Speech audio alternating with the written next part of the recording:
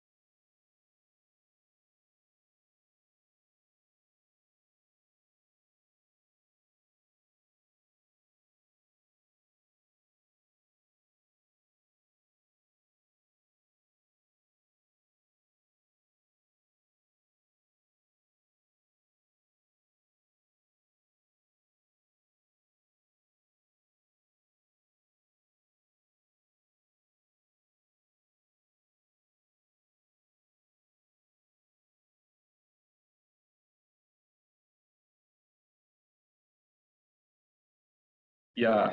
So, when I was with, Anju Sharma, IAS, so she wanted this session on the Northeast, and then she asked me to curate the session, and so I suggested your names, and she said it's absolutely brilliant. You should go ahead, and the organizers slotted this on the 6th. So letters went to you saying 6th. Then somebody changed the schedule, and then they told me it was 5th, and I wrote to you saying it's on the 5th. And then they hadn't informed you, so it was so I apologize. I mean, it was completely unintentional. So. Oh, thank you for informing us earlier. So thank you. Yeah, I'm glad it worked out, and I'm glad you could find the time. Yes. I'm also happy because Vikram hadn't responded from NID Jorhat, so in the final moments we could squeeze him in as well. So actually, Professor Ravi Shankar would have been the more appropriate person to attend the session today, but unfortunately he was occupied. So I am here kind of in his place. I'm sure you'll represent NID Jorhat very, very well. You're after all the dean, so. We don't necessarily have a dean-like thing. We go live in 10 seconds. Okay. Yeah, we're going live in 10 seconds. Namaste. Good evening. Welcome to the evening session at ADW 2.0. Today we have a panel discussion of the topic Innovating for the Northeast. It is hosted for leading design and sustainability academicians from institutions in the northeast of India. The panelists will participate in an open-ended discussion on challenges and needs of the people in the northeast and how innovation is helping leapfrog over the challenges. The panelists today, we have Dr. Uday Kumar. He is the head of the Department of Design at IIT Guwahati. Dr. Sanjeev Kakoti, Associate Professor at IIM Shillong. Shri Vikram Mitra, Dean, NID Jorhat, Assam. And Shri Bhaskar Bhatt, Associate Professor, Anant University. Dr. D. Uday Kumar is famously the designer of the Indian rupee symbol. At present, he is working as Associate Professor and Head in the Department of Design, IIT Guwahati. He has completed his PhD in Design from Industrial Design Center, IIT Bombay. Dr. Kumar has a master's degree in Design of Visual Communications and a bachelor's degree in Architecture. He has worked as a senior designer and then as a design head in a monthly magazine, Intelligent Computing, CHIP. His areas of interest include visual communication, architecture, and design research with special focus on Tamil typography. Dr. Kumar strongly believes in himself and certain fundamental principles: righteousness, equality, love, trust, cleanliness, and discipline. Dr. Sanjeev Kakoti is an associate professor at IIM Shillong and editor of NUKSA, the Pine Chronicle, chairperson of CEDNR, Center of the Development of Northeastern Region, and the Incubation and Enterprise Support Center of the Institute. He has also been a guest faculty at IIM Ahmedabad and IIM Bangalore. He obtained his PhD on the theme of technology and social change from NEHU Shillong, and also completed 3 TP from IIM Ahmedabad. Apart from teaching and research, he's also a documentary filmmaker and a writer with 3 books to his credit. As a member of the World Business School Council for Sustainable Business, he was one of the authors of the Report of Management Education for the Future that was presented at the UN Earth Summit at Rio 2012. He was also appointed as International Consultant of Indian Media Markets to Hamburg Media School, Germany, and has guided a number of researchers by HMS students. His areas of interest, apart from culture and education, include sustainability, communication, and governance. Mr. Vikram Mitra is a senior faculty and discipline lead of Industrial Design, Institute Activity Chairperson at NID Jorhat. His interests lie in product design, design management, system design, and display and control. He has qualifications in industrial design and mechanical engineering, apart from business management. His experience includes working in design consultancies, professional entrepreneurship, and manufacturing industry. He also has extensive experience in design research, product design conceptual development, coordinating for prototyping and manufacturing for medical, laboratory, and industrial equipment. Finally, our moderator, Mr. Bhaskar Bhatt.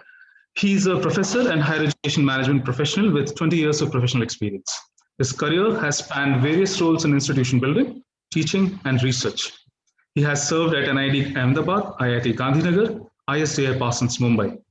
As Associate Dean at ISDI Parsons, Mumbai, he formulated and implemented an innovation-centered strategy that has resulted in several patents. Previously, as an assistant professor at NID Ahmedabad and IIT Gandhinagar, he has demonstrated success and expertise in launching new and managing legacy design education programs. His research interest lies in affordable medtech innovation and public health system design. With Johns Hopkins University, Baltimore, he has led innovation projects on maternal and neonatal health with clinical testing in Kenya, Nepal, and India. A published and speaker at several international and domestic conferences and symposiums. He serves on the board of government organizations and incubators in healthcare innovation. He's an alumnus of He's an alumnus of Bangalore University and NID Ahmedabad. A very, very warm welcome to everybody, and I will now hand over the session to Bhaskar. Absolutely. We frankly could have avoided my long introduction. It is an absolute honor to have these 3 gentlemen with us because they are the thought leaders from the Northeast. And when we decided to have this session on the Northeast, I couldn't think of anybody but these 3 people because these are the most illuminating institutions settled in the Northeast at the moment. So without further ado, I would like to begin this with a question.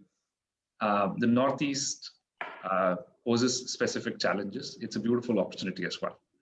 One thing when I was reading about the Northeast, I was struck by the fact that 96% of the borders of the Northeast are international borders. They're shared with Bangladesh, Burma, China, Bhutan, and Nepal. So it has also had a volatile past. And linguistically, the region is different. Geographically, it has certain challenges. Yet, it's an absolute treasure trove of culture, stories, and as I would like to say, every difficulty is an opportunity in disguise. So I would like to invite the first comment, probably from Dr. Uday Kumar, saying, how do you really see design leveraging over the existential challenges of the Northeast region? Firstly, thank you, Ahmedabad Design Week organizers, for inviting me to this panel discussions. I'm really glad I'm here, and I'm also happy to meet all wonderful experts from other regions in the Northeast itself, though we have not physically met, but it's happy to meet them online. And also thank you, Mr. Bhaskar Bhatt, Professor Bhaskar Bhatt, and also Sambit for the introduction and also anchoring this event. So thank you. So we maybe I would start off with a small introduction about our department so that you get to know of our department, what we do, and then probably I will move on to the question. So we are Department of Design as a part of the IIT. So we are one of the departments in IIT Guwahati. So we have around 13 departments. We are a small department as compared to the other departments. And we have 3 programs running, which is Bachelor's in Design, Master's in Design, and PhD in Design. So we were one of the first to start off with the BDES in an IIT system, BDES program, and also to have the PhD in Design program in the IITs. So as we have all 3 programs, and our students do really well. And in fact, we have a very good record of placements for the past 10 years. And many of our research scholars are also associated with various design institutes across the country. So that is a very good and positive aspect of our department. And we also have a diverse faculty members who are from different regions and different expertise in design disciplines. So that is a brief about our department. So in terms of the challenges, there are quite a few challenges, and in fact, our department has been taking up a lot of consultancy and research projects in and around Northeast regarding the opportunities that are lying there. So firstly, if you can take about the material itself. So Northeast is very well known for the bamboo and cane craft. So there are a lot of craft in the Northeast region. As you all know, the Northeast comprises of 7 states. There are different states, and each state has its own unique crafts, and they use the same, though they use the same bamboo and cane materials, but the way they kind of develop their own products, they're all kind of quite unique in itself. And not just the bamboo and cane, but they also are textile. They are really wonderful textiles in terms of their motifs and colors, from graphical point of view, from communication design point of view, and also from the textile design point of view. So as you all know, Muga is very well known, and it's particularly is one of the unique silk which is comes from Assam. And there are different localities which kind of have artisans and weavers who predominantly work in these materials. So one of the challenges is in these craft sectors is that it sometimes does not take out as in a very large scale. So they're all the artisans they have been trained to do what have they been doing on all these past years. So probably design can play a very important role in upscaling their market, and also to kind of innovate in terms of their own kinds of products that they develop. So earlier they simply work on the baskets, the regular things for the day-to-day life. Probably that could be kind of taken up further. In fact, I remember there were projects within our department which were taken in this lines, where we also train artisans from different states in the Northeast, help them to kind of come up with innovative weaving pattern, also innovative products, and also, as you know, craft, every basket is different basket. So there is no, unlike a mass-produced products where you have consistency in terms of the product, quality and everything. But in craft, that is not there to speak. But in fact, that is also a beauty of the craft in itself, because each basket is unique I'm just giving you an example. So I remember in our department, there were faculty members, Professor Ravi Mukashi Punekar and Dr. Avinash Shinde, who kind of worked on this. So they kind of developed molds, which kind of creates this uniformity in the basket weaving and also increases the efficiency of creating these baskets. So they created a mold in such a way that this could be dismantled and assembled together. So this kind of a little bit of an innovation, which kind of helps the viewer to speed up the production process in a day. So if you earlier, if they've been doing it by hand, so probably they might weave 3 to 4 baskets. But with these kind of assisted devices, which these kind of molds, it kind of doubles their production in a day. So these are some kind of design interventions which our department and department faculties have kind of worked on. So these are to kind of give you some idea of how design can play a role and leverage the opportunities which are there in the Northeast. So I can go on also talk about the handloom and also the handloom sector, where there's weaving the mills and the machines that used for textiles. But I'll rest my points here. Probably I would request my other panel members to kind of please add on to it. Yeah. So, Professor Kakuti, when I read your background and you have such beautiful talks on YouTube, you've spoken and written extensively about the subject of sustainable business.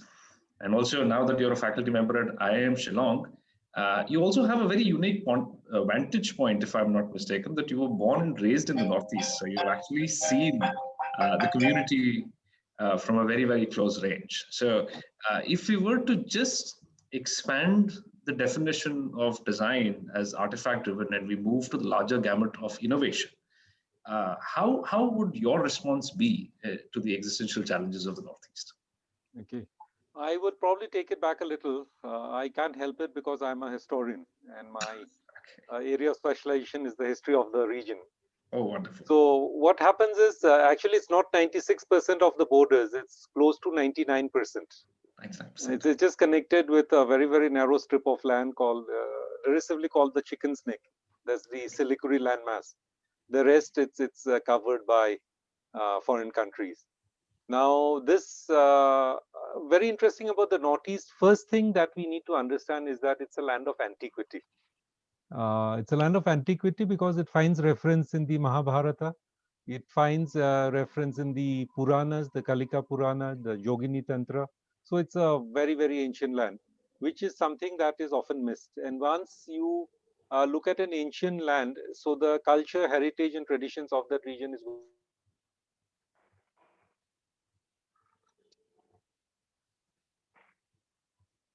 think they have had a power cut. going to be extremely. The second thing that needs to be kept in mind is the variety, the cultural variety that is there. We have close to 500 languages that is spoken in this region. Some of them are on the verge of extinction. There is one community called the Lish in Arunachal that just has about 120 people who speak a particular language. And so there is a lot that needs to be done to preserve the culture. So when you talk about culture, handcrafts are something that are an outgrowth of that culture. So you have handicrafts, handlooms, and you have got agricultural techniques, the tools that are used, which is extremely unique to the region. And they are very, very interesting. So the three things that needs to be kept in mind is the antiquity of the land, the variety, and people have actually survived very well in a land that has the last of the rainforest in Assam, the Jaipur rainforest. You have the snow-clad Himalayas in Arunachal and Sikkim. And so in terms of geography and climate and temperature, you have everything from hot, humid plains, floodplains to the snow-clad Himalayas. So as a documentary maker, as a writer, I have traveled extensively over the region. And so you find that the culture and tradition in each of the areas is unique, it's different. And what happens is when we are talking about, say, handicrafts, so in Arunachal or in parts of Assam, parts of Meghalaya, or you take it, you have it. You have bridges that are made with the local produced bamboo. And these bridges can actually take the weight of passenger buses and trucks. So well designed. And these are renewed every 2 years, and the people who make it actually charge a fee for vehicles to cross over. So those are the bridges. You have bridges in Meghalaya that are made out of roots of trees. They are called the living root bridges. So that's another very interesting thing. So those are the bridges. So you have the baskets, you have the tools, you have the techniques, you have iron smelting, you have got gold that used to be taken from the rivers and then smelted. So you have a complete clan of people who are known as the Sonaris or Honari, as they are known in Assamese. They were involved with that. So Northeast presents a very, very unique thing. And because it has been a land of antiquity, what also is interesting is that the cultural traditions of the place has actually gone on without a break for hundreds of years. Now that is sustainability, you see. So the languages are still spoken. We can differentiate the different tribes based on the color schema in their shawls and in their clothes, the floral designs and things like that. So we have got different materials that are used. The silk of the region, it's endemic. The muga that Mr. Uday Kumar was talking about is also known as the golden fabric, which is produced only in the state of Assam. You have the Ahimsa one, the Ahimsa silk, also known as the Endi or the Eri. That is actually the silkworms are not killed. So the silk is extracted, so it is known as the Ahimsa silk. One of the interesting parts of this, when the Chinese pilgrim Huan came to India, one of the places he spent a lot of time was in Assam, in the kingdom of Bhaskara Varman, who was a very, very renowned king at that time, who was a contemporary of Harshavardhan. And the Buddhist council was on. So Harsha actually wrote to Bhaskara saying that you are keeping the pilgrim for too long. I want him in my kingdom. So Bhaskara accompanied the pilgrim to go to Kannauj, to his kingdom. And before he left, he was given a few gifts. And one of the gifts was a parasol and an umbrella made of silk, exquisite silk. Now, after he went back to China, he actually wrote a book called the Suyuki, or Tales of the Eastern Lands. And this book actually throws light on some of the very, very ancient traditions of this region. The other thing, I hope I'm not taking too much time, it's such a fascinating subject. The Silk Route that ran from China to the Middle East actually ran through the Northeast, through Assam and through Manipur. And very, very exquisite Ming Dynasty pottery has been found on the route. There is a very, very old college in Guwahati called the Cotton College. So when they were digging for the auditorium of the college in Guwahati, they found a lot of artifacts and remains, and some of them point to the Silk Route connection. So that's something very interesting. The other very fascinating thing, which I can't help but say, when I was doing my PhD, we have always assumed that rice culture came into the region maybe from China. Now, I suddenly have this weird thought that maybe it went from the Brahmaputra Valley to China. The reason being, in the Brahmaputra Valley, there were more than 20,000 varieties of rice, 20,000 varieties of rice that was grown. I presented my findings in a seminar in Calcutta, and a younger scholar stood up and contested what I was saying, because he was doing research with much more technology in Europe. And he said, Dada, it is not 20,000, it is 30,000 varieties of rice. Now, the thing is, and he's done the mapping to the wild varieties, and he's found a lot. Unfortunately, at this point of time, we just have about 8 to 10 hybrid varieties that are cultivated. So in a place that could have 30,000 varieties of rice that was grown, it is very, very possible that rice culture was indigenous to the region. So the other thing was the culture of gunpowder. My research showed that one of the reasons that the Ahom king, which ruled Assam for more than 600 years, it's the longest that any kingdom has existed in India, 600 years and more. The Mughals was much less. We know of the Mughals, we don't know of the Ahoms. That's the tragedy of Indian history. So the Ahoms actually had the technology to make their own gunpowder. I've documented it. in my book published by Cambridge, saying that this is the way the gunpowder was made. So culturally, you have masks, the tradition of making masks for every dance. You have costumes that are made. You have got the entire Mahabharata or the Ramayana that would be depicted through toys, through puppetry. You have hand arts that makes all kinds of animals with terracotta. You have got carvings. You have got bamboo and cane. Of course, you have it. You have the handloom. So it's an exquisitely rich area.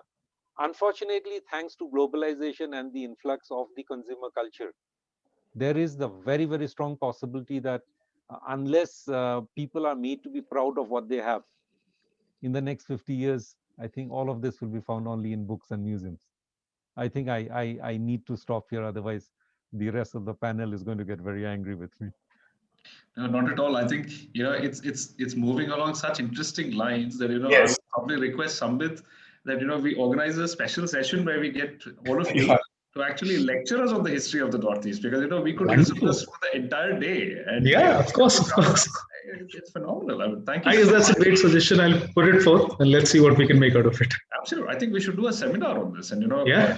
as I was saying, as I was mentioning to everyone, I was saying one of the positive outcomes of the pandemic, unfortunately, he said, is that now we have the brightest of the minds available on a phone call away. So it will be very easy to get them back and learn more from them, actually.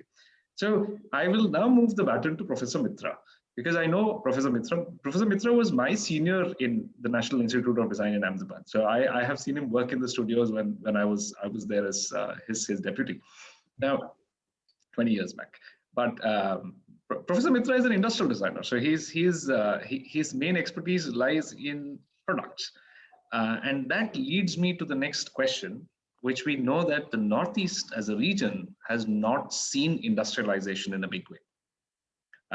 We've had Professor Kakoti write about it, actually. One of his interviews with BBC talks about it, where he said that, one of the reasons as to why there is difficulty in geography, there's difficulty in terms of connectivity as well, in terms of Indian Railways. So transporting raw materials or clustering, if we may say so, of specific industry has never really happened in the Northeast. So now, given the fact, Vikram, that NID Jorhat has been established with an open slate, you have this beautiful white canvas in front of you to paint a picture as you deem fit for the region. What is that vision that you're going to take forward? Yeah, thank you, Bhaskar, for reminding us of our olden days.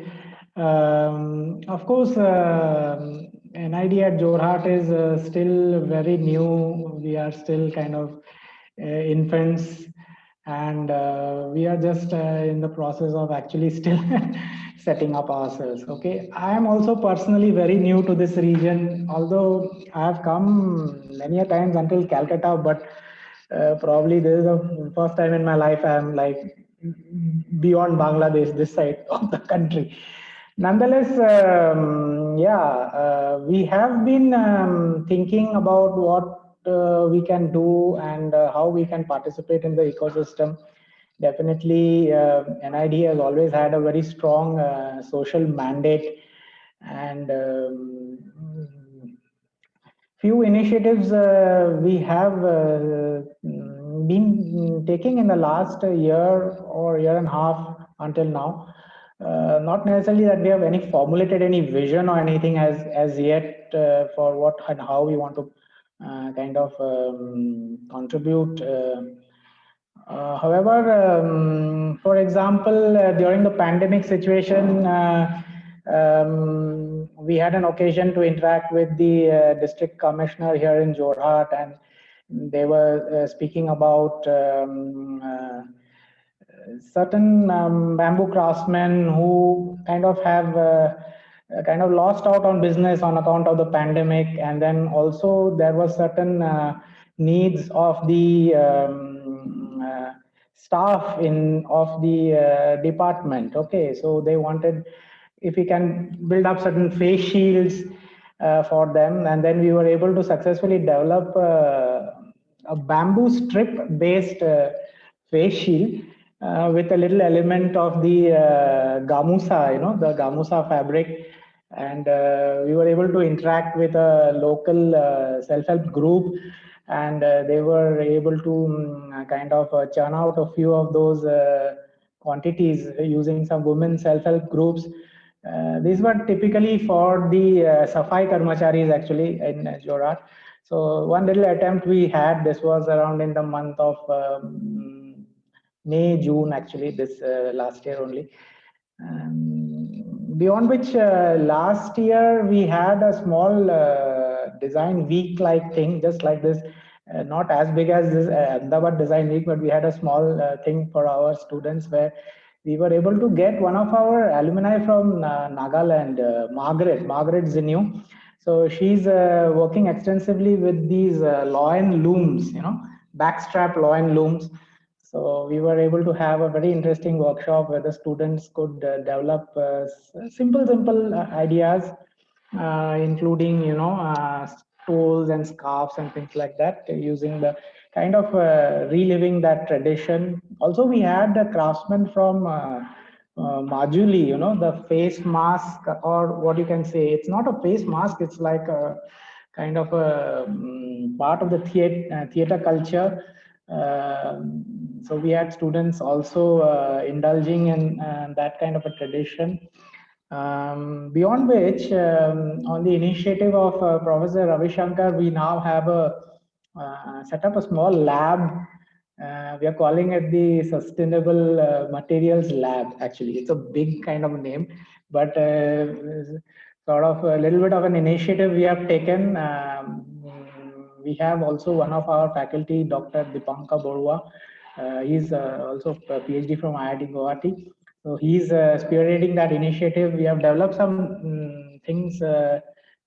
Again, bamboo, we are looking at it because already good amount of work has been done in bamboo nonetheless, but still we are trying to kind of tinker around it. Lastly, recently we have also touched base with KVIC, Khadi Village Industries Commission. So they have a project in Arunachal with Eri silk particularly. Yeah. So we'll have a couple of our textile faculty designers visiting them, one particular remote village ahead of Itanagar. They'll be in fact going next week. So let us see. We are trying to kind of still take some baby steps, but hopefully we can contribute in some way. Yeah.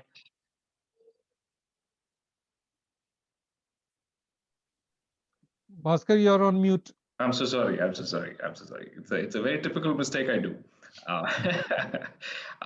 So I'm just saying that it's actually wonderful. You're taking baby steps, and I'm sure the coming decade will see NIT Jorhat also kind of spring forth and establish its own unique agenda, which will lead to development in the region.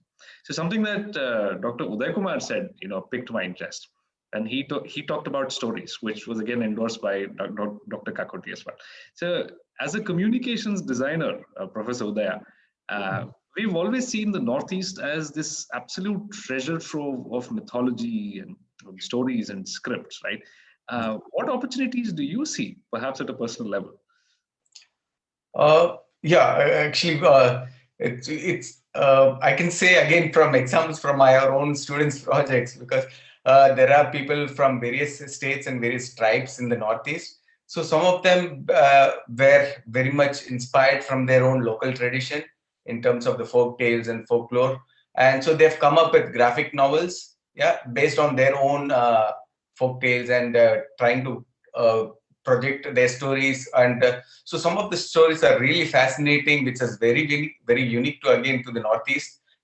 And so it brings a lot of good, interesting lessons. Some of them are mythological stories, some of them are real life stories also.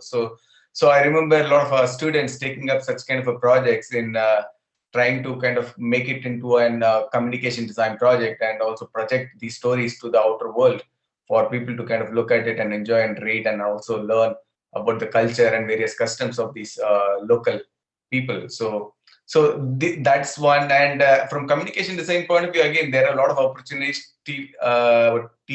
So one is that in terms of branding itself. So I remember my own students trying to brand the Muga silk, though Muga silk is very well known, and Professor Sanjeev Bhai already mentioned it that it is only seen from Assam. So not though there are a lot of people who are who do work in this as a textile from textile point of view. For it to market it at a global level, it still requires some kind of a branding exercise. So we made an attempt to create a brand for the Muga silk. In fact, we were trying to kind of help out the government organizations to kind of see how this could be branded and projected at a national and international market, yeah, in a better way.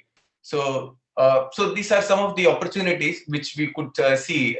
So when you are talking about communication design, and tourism is also another sector where Northeast is a very beautiful place. Each and every state is really wonderful. It's a must for every Indian to come down, kind of come and visit Northeast and see the beauty it is. I myself being from South India, from Chennai, so I've never been to this part of the country. So 10 years ago, maybe 15 years ago, when I came here first, I was mesmerized by the beauty, the natural scenic beauty that it had, especially the IIT campus. So then I felt like this is the place. I mean, you need to kind of spend your time at least for some time. I mean, so that's how I kind of came and joined the Guwahati campus. So yeah, so tourism is another big thing where communication design can play a very role in promoting the tourism of this entire Northeast. Again, like I said, each state is different, so it requires a different strategy to kind of work around that. Yeah, so I hope I was able to put it. No, absolutely, absolutely. I mean, we're still trying to, sitting in the diametrically opposite part of the country. We know about the scenic beauty, and we've heard people wax eloquently about the scenery and the culture of the place. But you are the people who are living there, and so you bring this personal insight, and so the words ring true, if I may say so. So thank you for sharing that ideal. So moving on, Dr. Kakwati, I wanted to ask you about your efforts in the Center for Entrepreneurship at IIM Shillong, because I was reading the vision report, which was published very recently for the Northeast region, and it very clearly says that there are certain challenges, and due to the lack of heavy industrialization, local self-reliance is the way forward. So you're talking about Human Development Index, or you're talking about, let's say, Institutional Development Index or Skill Development Index, but essentially it kind of boils down to the fact that you need to be reliant as a region, and then you can handle the forces.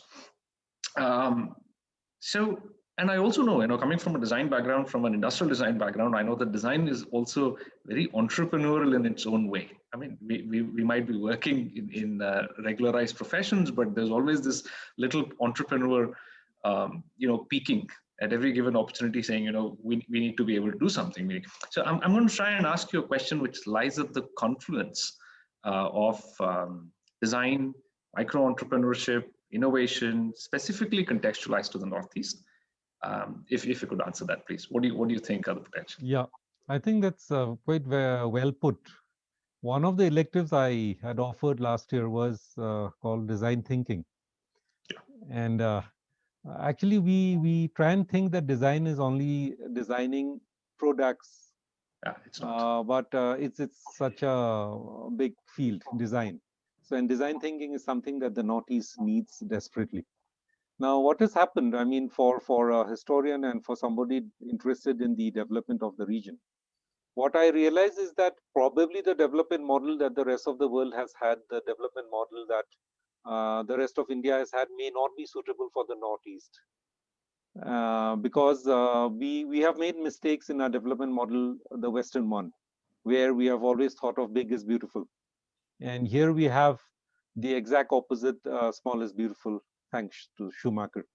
And what happens is the lack of heavy investments could also be seen as a boon for the region, because this gives an opportunity to develop entrepreneurship at a community level. So one of the key strengths of the region continues to be the very, very strong community that exists or used to exist. It's slowly disintegrating for various reasons, but the community is still there.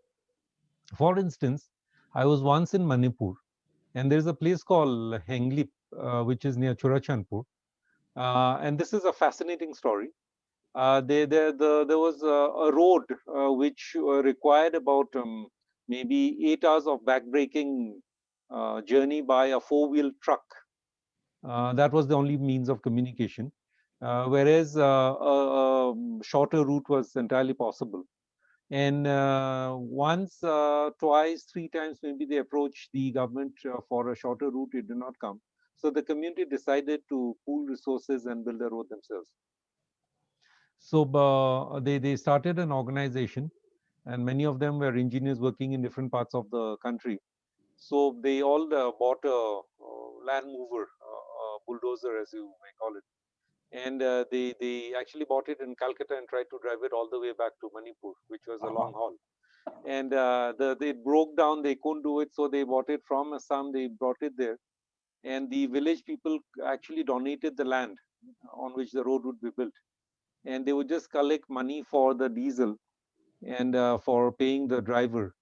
And to cut a long story short, that journey that used to take 8 hours by a Shaktiman truck, a four-wheel truck, is down to about 2 hours now on a road that is not yet pitched, but it is ready. So that is what the community can achieve.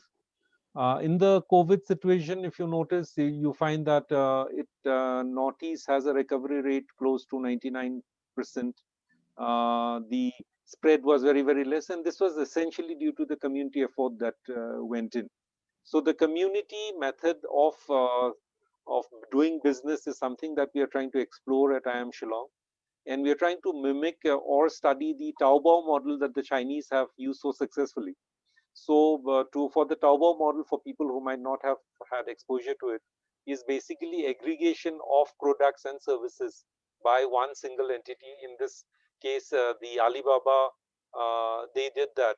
So villagers would be wherever they are producing, whatever they're producing, some sort of standardization that Udaya was talking about, or was it, regarding molds and all that for baskets. So some sort of standardization was brought in, but people stayed wherever they were in their own homes, in their own villages, and they produced stuff. Maybe the raw materials was given by the aggregator, and the finished product was also picked up by them, and they were put up on a portal that could be sold, and it was sold worldwide. So that's the Taobao model in a very short way.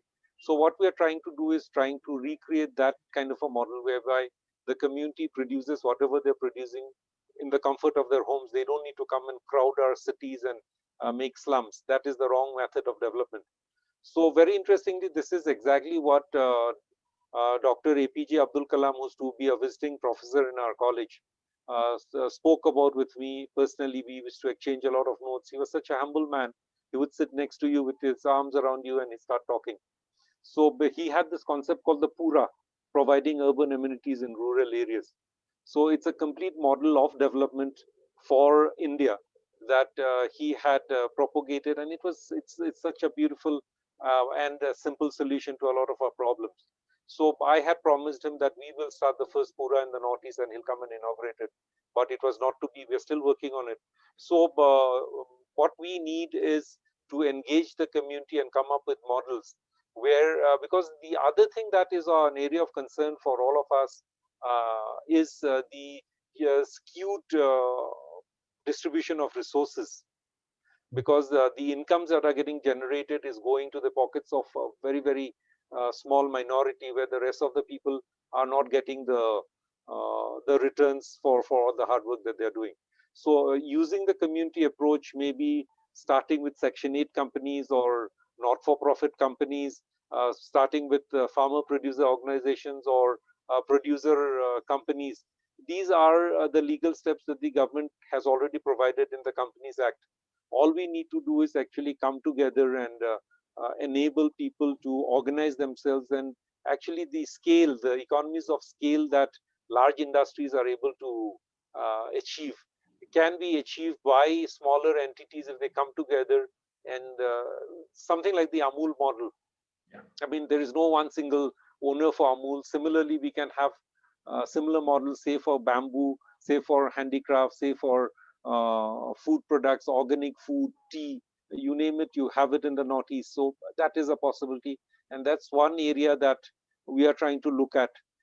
We are trying to see, identify people, scout around, maybe develop young people who have the capability of scaling themselves or their things up.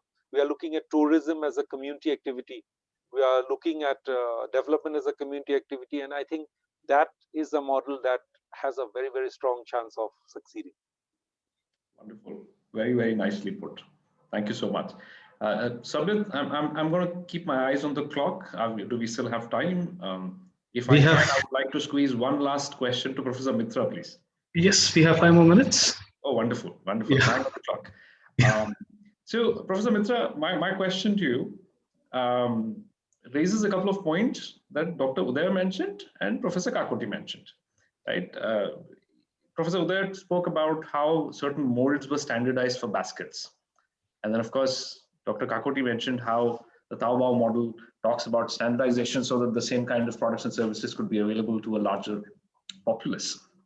My question to you, since you were a practicing industrial designer for many, many, many years before you moved into full-time education, would be, you know, the usual, pardon my choice of words, but the usual tropes that we have is that, you know, it's always about craft, right? Bamboo is always seen as craft, or for that matter, we fall back on this whole repertoire and bouquet of crafts that we have across the country as the mainstay of design. Undoubtedly, we should be proud of our heritage. But given the fact that there are developmental challenges in the Northeast, do you see opportunities beyond craft and beyond the whole aesthetics-based approach? Do you see any opportunities for frugal innovation? I personally don't like the word jugaad. I've never supported it. I understand that it was meant positively as a problem-solving method, but I think Indians are very good at finding opportunities to sneak through and cut corners. And so I'm not at all for scaling frugal innovation, but I will still use that word just so that everybody in our viewer audience could understand. So frugal innovation or jugaad, do you think that we could be looking at designs that improve the quality of life for the people in the Northeast? Yes, definitely. So that is a very, very good question, Bhaskar.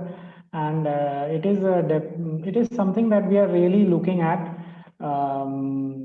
because, of course,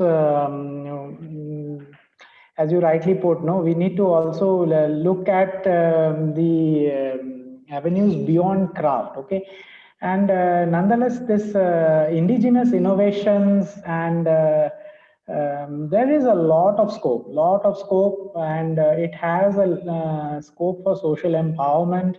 It has a scope for entrepreneurship. It has scope in agriculture. It has scope in the tea industry.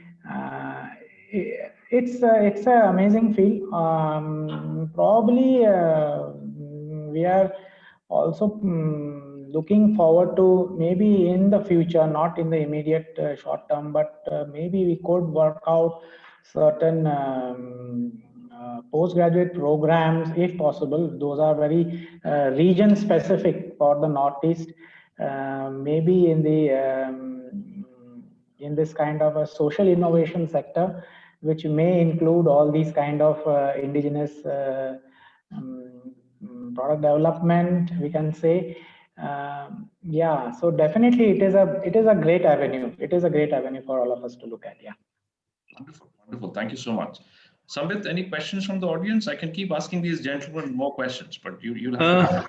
I think the questions which were coming, a lot of them were answered in sequence somewhere or the other.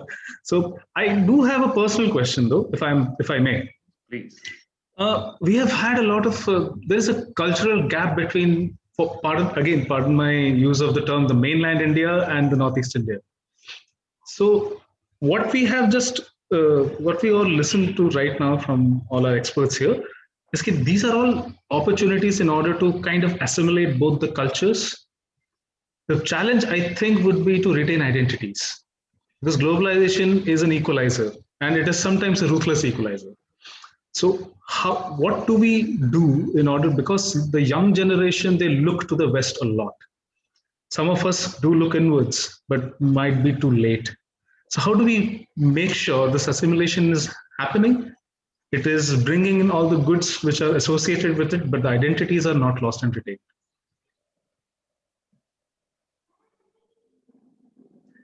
I think I'll take that. Yeah, please, I think you'll be the right person. Right. So this is something that has been taxing our minds. I mean, what do we do? And one answer that we have found is that unless culture, identity, and heritage is tied to the economy somehow, they may not survive.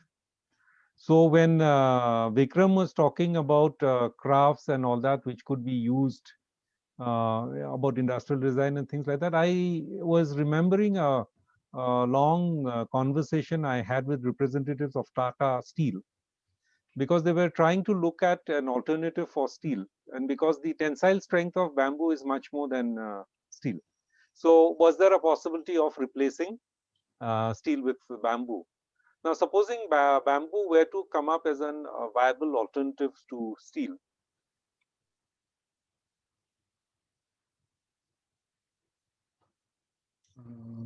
not entirely growing of bamboo would become very popular, and this would stop probably the exodus of the young who are going into very menial kind of jobs to the rest of the country as bartenders and as waiters and whatever.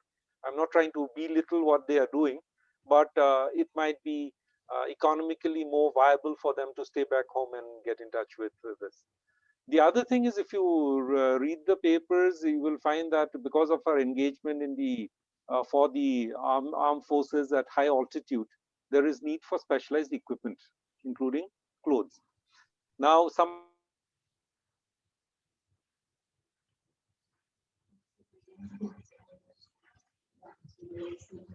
of the silk that is found in to be used at high altitude, and this is being tried. Now, supposing, and this is a multi-billion-dollar kind of an industry.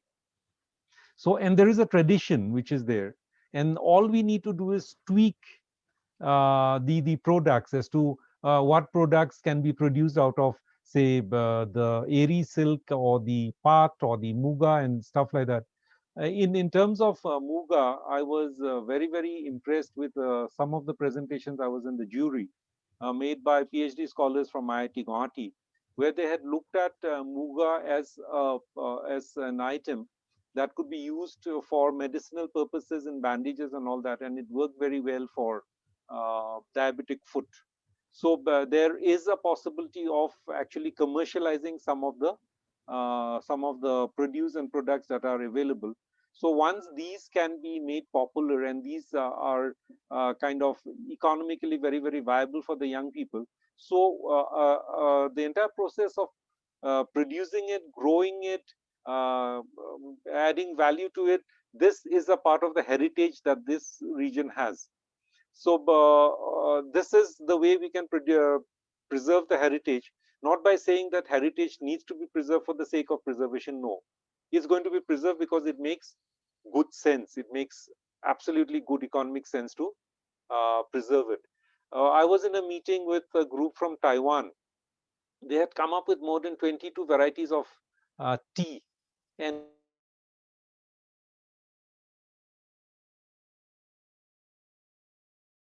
one tea variety. And they were saying that why can't the Northeast, why can't Assam grow those varieties of tea and market it internationally? So we are looking at the possibility of things like that. So tea is an industry that is supposed to be a sunset industry at the moment, is going through a huge amount of problems. So supposing innovations could be brought into the tea industry, maybe that is one industry that is also again going to come up.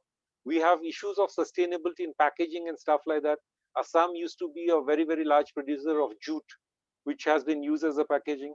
Now there is hardly any jute being produced, and with that, entire heritage and culture has disappeared or is on the verge of disappearing. Supposing we can bring in jute in a large scale, what happens is it becomes the revival of a heritage. So these are things that we are talking about. These are things that we are thinking about. But what happens is we need to create synergy. Now, you guys are, sitting in Gujarat at the moment. You're sitting in Ahmedabad. You're sitting in Bombay.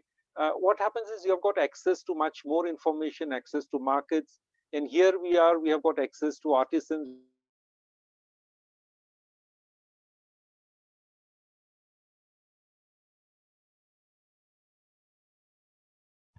We have got access to produce and products. When the tsunami hit India, the state of Mizoram actually supplied a lot of prefabricated housing units. All you had to do is screw them on, just like the IKEA products, and your houses were ready. So we need so much of construction material which has to be there for short term, maybe during construction times or during the Kumbh Mela or things like that. So the Northeast can emerge as one of the major players producing this kind of things, but for that we need to work together. So that is the innovation that needs to come in, and by no means is it jugaad. It is actually innovation that brings about tangible change in the entire socio-economic scenario of the entire country.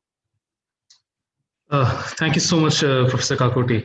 I'm very sorry that we have run out of time because this is such a beautiful conversation.